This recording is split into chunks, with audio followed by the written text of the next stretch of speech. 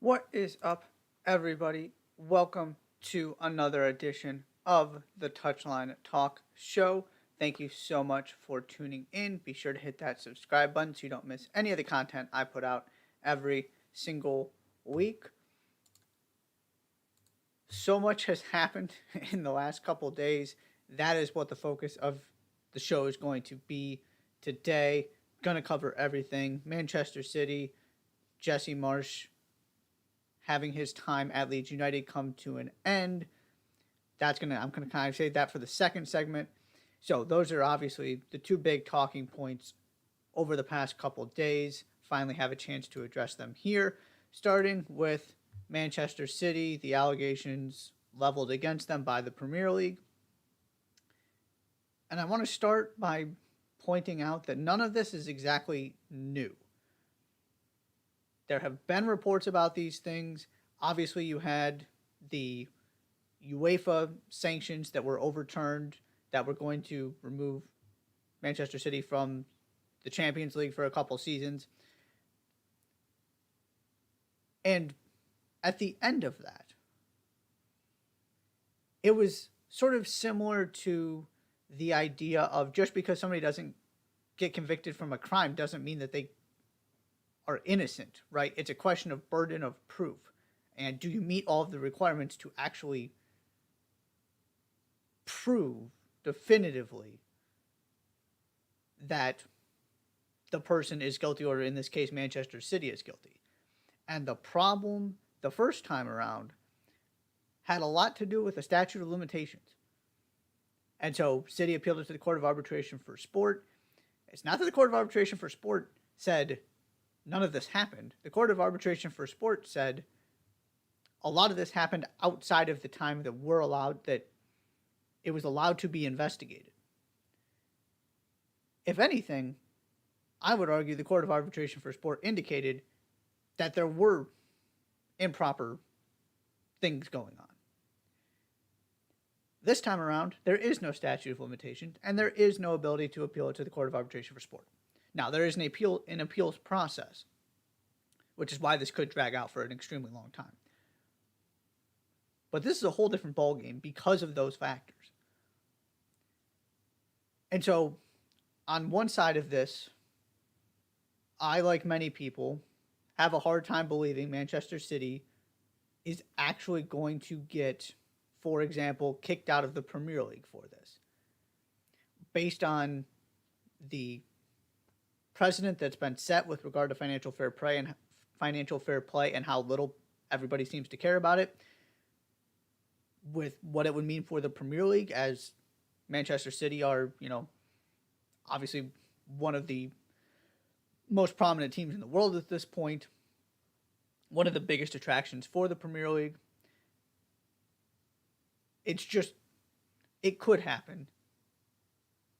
I'm not going to believe it happens until it actually does, though, because the track record has no reason for anybody to believe this is going to get carried out to the largest possible punishment. On the other side of this is what just happened to Juventus. Now, it's one thing when Juventus went through the relegation with, issues regarding the integrity of games and referees and that kind of thing.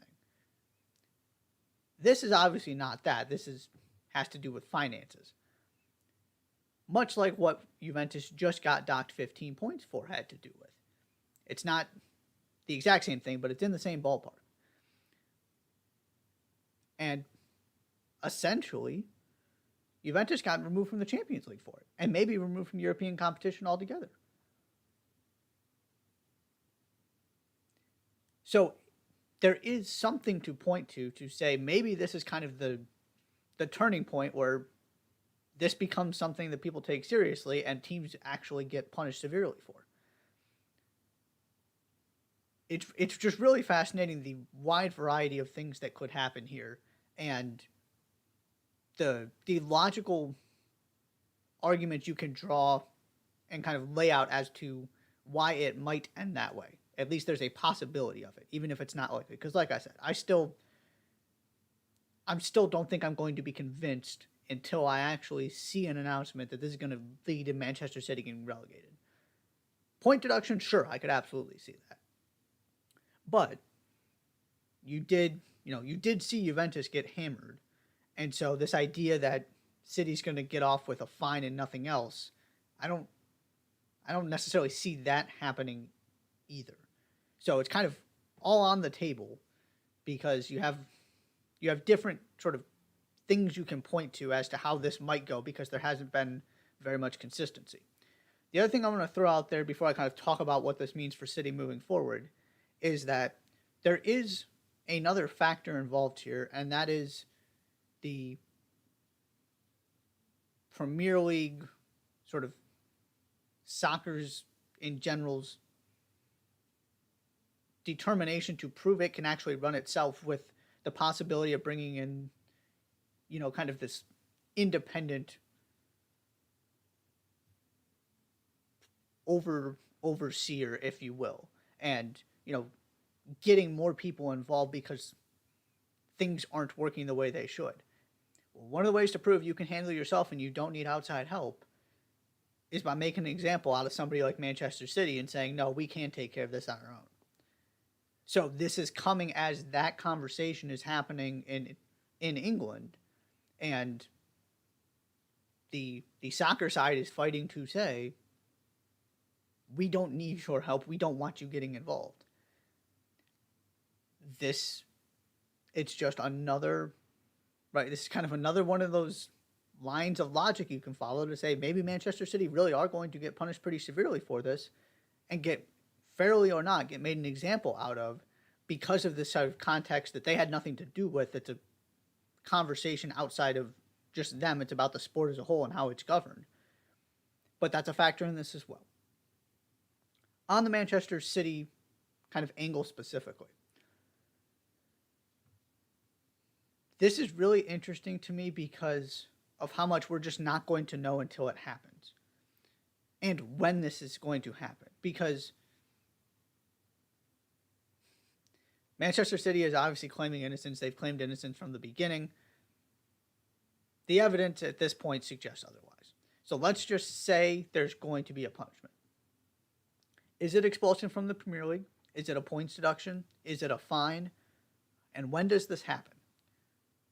Because if you take a points deduction this season, okay, that theoretically takes City out of the Champions League.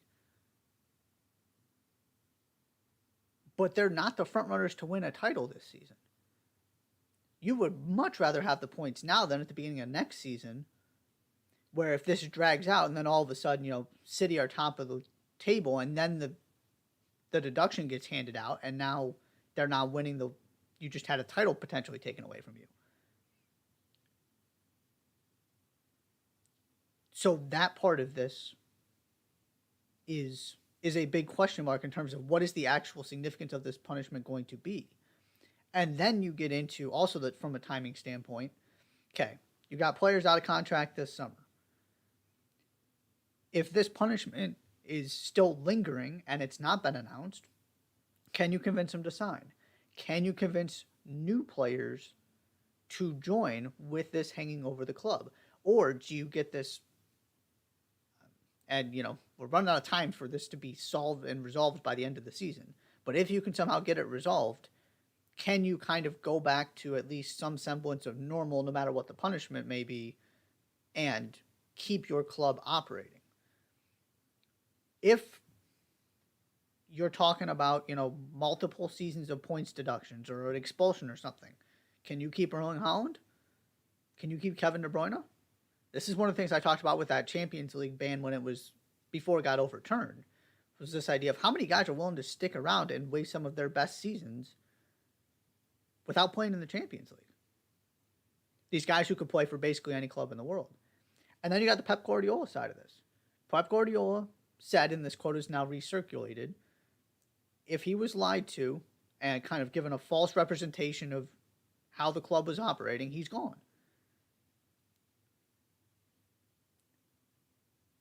And again, they kind of got off on a technicality the first time. It's not like they had this overwhelming evidence of innocence. So you have all of that. And then the final part of this. When this happened previously, Manchester City were more or less able to operate normally. Right? You didn't see anybody leave that was specifically because of that. You didn't see any major issues getting signings in. It wasn't a big concern because they were able to convince everybody being potential players joining, the players who were there, Pep, the people within the organization, that they weren't going to get punished. Can you convince everybody a second time when there is no statute of limitations, when you can't go to the court of arbitration for sport? There are just so many questions about how this is going to play out that we don't have the answers to. And is going to be difficult for Manchester City to deal with unless this gets resolved quickly. And then the final thing I'll throw out there is this really does kind of feel like the last stand for financial fair play meaning something. Unless City come up with some kind of really strong evidence that we haven't seen yet, if they can get off lightly, and I'm talking, a fine or something, right? One of the things in the Court of Arbitration for Sport, I listened to this on the Called Offside podcast, shout out, gotta give credit where credit's due. One of the things that they were talking about was in this report was that hopefully a 10 million euro fine or whatever it was is going to deter teams from behaving like this. No, it's not. Fines are not going to stop people with the wealth of Manchester City from doing anything. Point deductions, taking you out of the Champions League, that will make you think twice. So, if City get off pretty easily and the evidence suggests they are guilty when this is all said and done, it's just hard to believe we're ever going to be taking this seriously as a soccer community. But you just saw Juventus get hit, and the evidence appears to be there. The potential appears to be there for Manchester City to get hit really hard as well. Again, I'm not going to assume that's happening until I actually see it. But we're just going to have to wait on this because maybe with all the kind of the confluence of events coming here, maybe somebody decides it's actually time to really hammer somebody for this. And again, fair or not, Manchester City become the example. This is probably not going to be resolved quickly, and it's also, as I kind of laid out there, it's going to be interesting to see how Manchester City are able to navigate this in the meantime in terms of continuing to operate as normal and convincing people nothing is going to change and that they are not facing serious consequences in the near future. So that's part of something to keep an eye on as well.